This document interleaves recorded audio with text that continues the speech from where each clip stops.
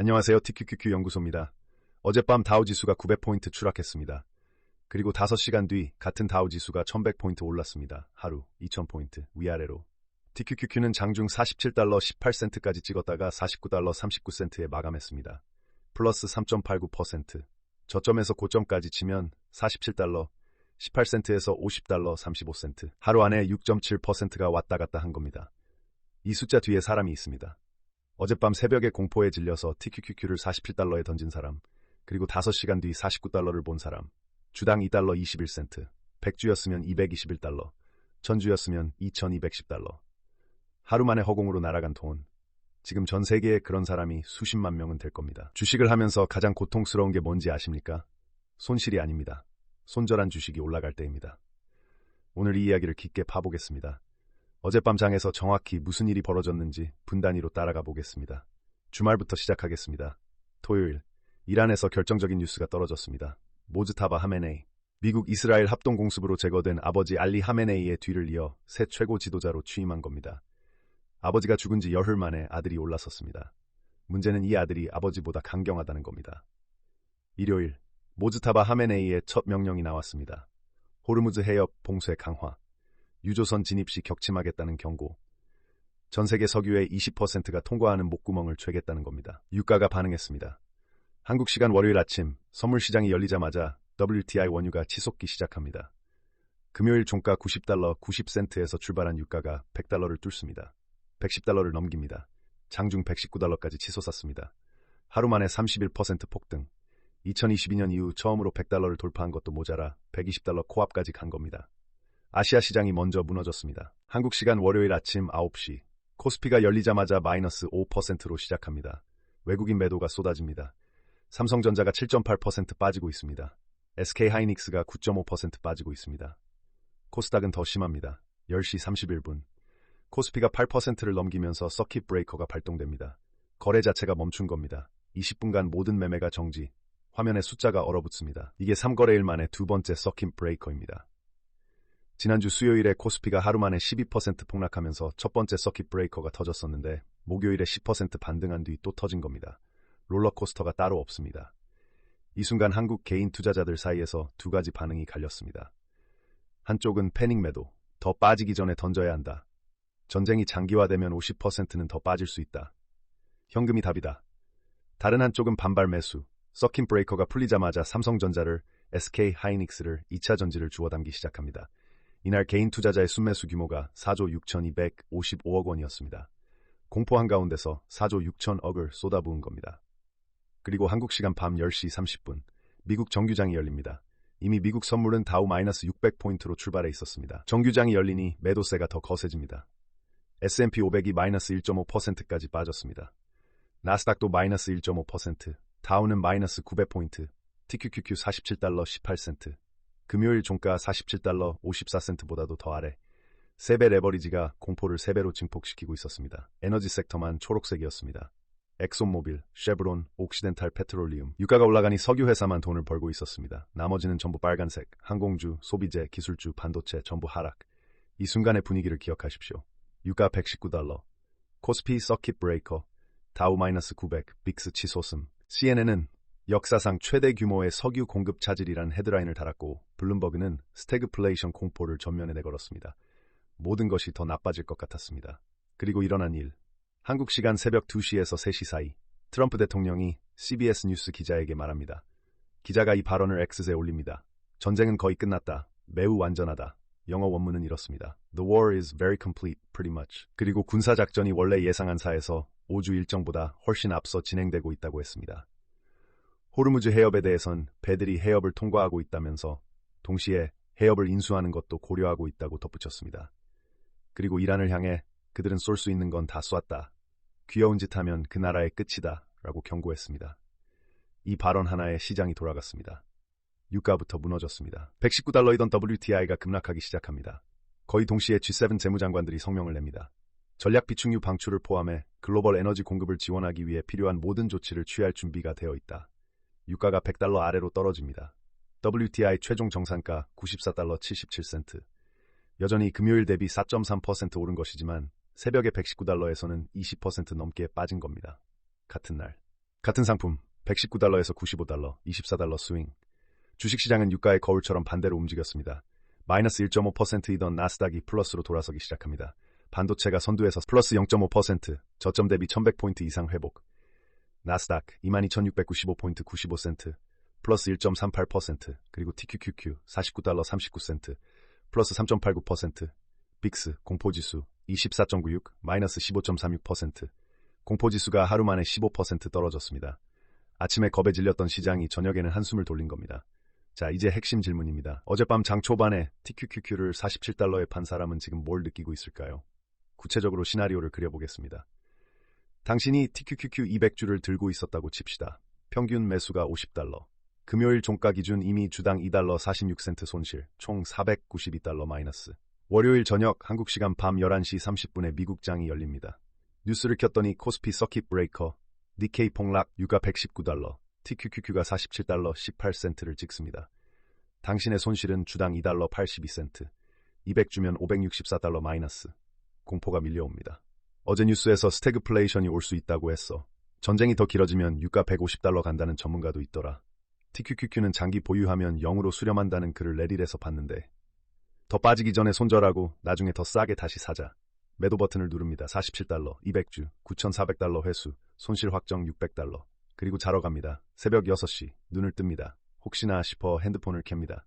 TQQQ 49달러 39센트, 순간 머리가 하얘집니다. 팔지 않았으면 9,878달러, 판 가격 9,400달러, 차이 478달러, 하룻밤 사이에 478달러를 날린 겁니다. 손실이 아닙니다. 잡았어야 할 이익을 날린 겁니다. 이게 왜 손실보다 더 아픈지 과학적으로 설명하겠습니다. 노벨 경제학상 수상자 데니얼 카너먼의 전망 이론. 핵심은 간단합니다. 같은 금액이라도 얻는 기쁨보다 잃는 고통이 약 2배 더 큽니다. 100만 원을 벌었을 때의 기쁨보다 100만 원을 잃었을 때의 고통이 2배라는 겁니다. 그런데 여기에 한 단계가 더 있습니다. 내가 갖고 있었는데 놓친 돈은 처음부터 없었던 돈보다 훨씬 더 아프게 느껴집니다. 심리학에서는 이걸 소유 효과와 후회 회피의 결합이라고 합니다. 쉽게 말하면 이겁니다. 길에서 10만 원을 주었는데 바람에 날아갔다가 처음부터 10만 원을 못 주었다보다 10배 더 아프다는 겁니다.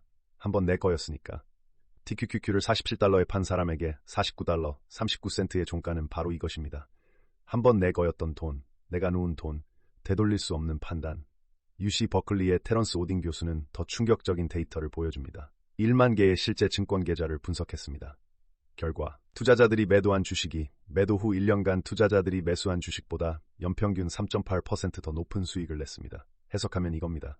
개인 투자자들은 시스템적으로, 반복적으로 계속해서 오를 주식을 팔고 떨어질 주식을 삽니다. 이건 운이 나쁜 게 아니라 뇌의 설계 문제입니다. 이익은 빨리 확정하고 싶고 손실은 인정하기 싫은 인간의 본능. 행동경제학에서 성향효과라고 부르는 이 편향이 계좌를 갉아먹는 겁니다. 어젯밤의 시나리오가 바로 이 성향효과의 교과서적 사례입니다. 공포에 팔았습니다. 그리고 올랐습니다. 문제는 이게 한 번으로 끝나지 않는다는 겁니다. 다음에 또 시장이 빠지면 같은 사람이 같은 실수를 합니다. 왜? 뇌가 변하지 않으니까. 감정이 변하지 않으니까. 이번엔 다르다고 생각하지만 공포가 밀려오는 순간 뇌는 같은 패턴을 반복합니다. 이 악순환에서 빠져나오는 방법은 단 하나입니다. 감정을 의사결정에서 빼는 것, 시스템을 세우는 것. 레딧의 RLETFs, 레버리지 ETF 커뮤니티를 살펴보면 요즘 분위기가 팽팽합니다. TQQQ는 장기 보유하면 0으로 수렴한다. 변동성 감세 때문에 들고 있으면 녹는다는 경고가 올라오고 반대편에서는 공포에 파는 게 진짜 0으로 가는 길이라는 반박이 붙습니다. 둘 다 일리가 있습니다. TQQQ를 아무 전략 없이 그냥 들고만 있으면 변동성 높은 행보장에서 녹는 건 사실입니다.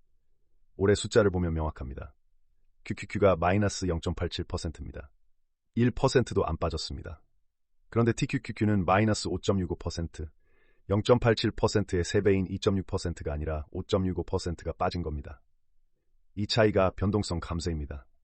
위아래로 흔들리는 과정에서 3배 레버리지가 복리로 깎여나가는 현상. 그래서 전략 없는 TQQQ 장기 보유는 위험합니다. 레딧 경고가 맞습니다.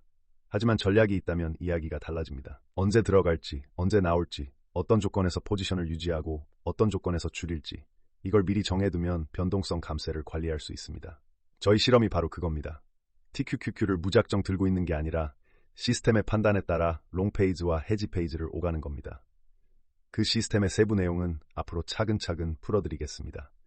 아직 전부 공개하기엔 이릅니다. 하지만 핵심 원리 하나는 말씀드릴 수 있습니다. QQQ의 장기 이동 평균선. 이 선 위에 있으면 시장의 장기 추세는 상승이라고 판단합니다. 아래로 내려가면 위험 신호로 봅니다. 단순하죠? 하지만 이 단순한 규칙이 어젯밤 같은 장에서 당신을 지켜줍니다. 어젯밤 QQQ의 200일 이동 평균선은 588달러 37센트였습니다. QQQ는 장중 최저에서도 590달러대를 유지했습니다. 200일선 위, 그래서 시스템은 롱페이지 유지. 끝. 유가가 119달러든 빅스가 30 가까이 치솟든 코스피가 서킷 브레이커를 맞든 시스템은 숫자만 봅니다. QQQ 200일선 위, 롱, 끝. 감정 없음, 공포 없음, 후회 없음. 그리고 결과 어젯밤 TQQQ 플러스 3.89%. 시스템이 아무것도 하지 않았기 때문에 얻은 수익입니다. 아무것도 하지 않았다가 핵심입니다. 투자에서 가장 어려운 행동이 아무것도 안 하는 겁니다. 시장이 폭락하는데 그냥 가만히 있는 것, 매도 버튼에 손이 가는데 내려놓는 것, 뉴스에서 최악의 시나리오를 떠드는데 화면을 끄는 것, 인간에게는 거의 불가능합니다. 그래서 시스템이 대신 해주는 겁니다. 저희 실계좌를 보겠습니다. TQQQ 199주, 평균 매수가 51달러 33센트, 어젯밤 종가 49달러 39센트, 주당 마이너스 1달러 94센트, 현재 포지션 손익 마이너스 3.78%, 하지만 총 자산은 1만 67달러 50센트입니다. 현금 238달러 89센트를 포함해서 $10,000로 시작한 실험, 현재 플러스 67달러 50센트, 플러스 0.7%. 화려하지 않습니다. $10,000 넣어서 67달러 번 거니까요.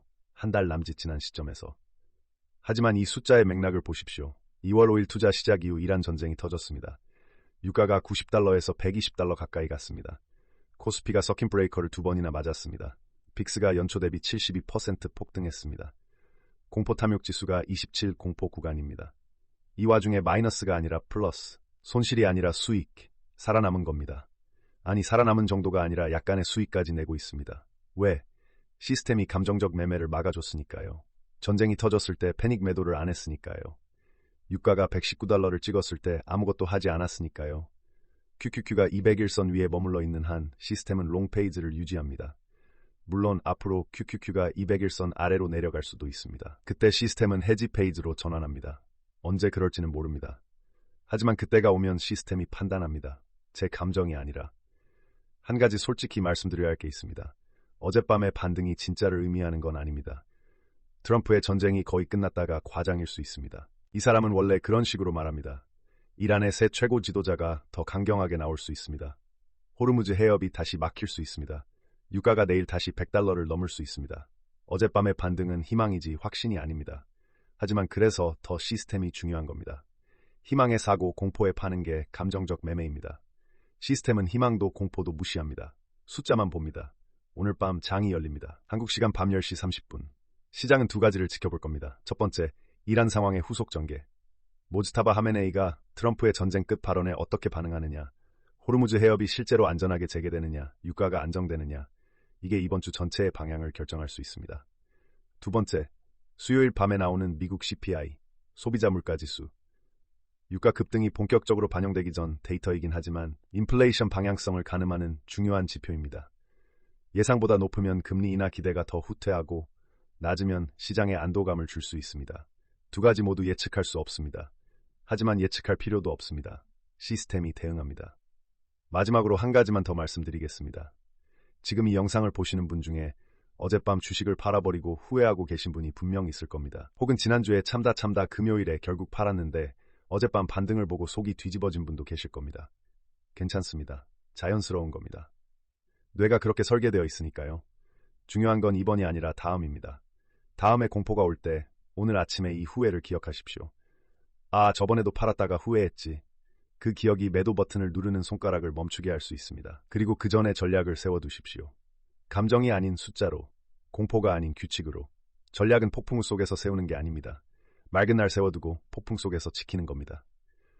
저희 TQQQ 연구소는 그 전략을 $10,000 실계좌로 매일 증명합니다. 시스템이 뭘 했는지, 왜 했는지, 결과가 어떤지 투명하게, 숨김없이. 이런 분석이 매일 필요하시다면, 다음 폭풍이 왔을 때 혼자 떨지 않고 싶으시다면 구독 눌러두십시오. 오늘 밤 장 같이 지켜봅시다.